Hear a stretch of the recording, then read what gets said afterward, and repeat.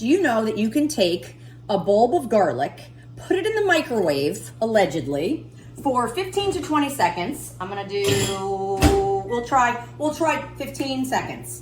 And then, allegedly, you'll take the skin right off and you don't have to smash it and smush it. Apparently the skin is just gonna come right off just by heating it up just a little bit. If this is true, this is a total game changer for me because I'm obsessed with garlic. And we are right at 20 seconds. I'm obsessed with garlic, yet I hate peeling it, I hate cleaning it. OMG.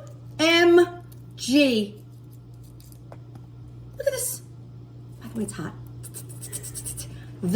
The skin came direct. Look at this, you guys. This is so hot. I'm gonna hold this one. This is such a game changer. You're welcome. Absolutely, this works. I did 20 seconds, and what I normally do is I take the knife, I smash it on the counter, it's sticky, I got it everywhere, I smell like garlic, like a vampire. By the way, I smell nothing, and that is a great trick. That is a great hack. That is a great trick, tip, hack, whatever you want to call it. You're welcome. It works.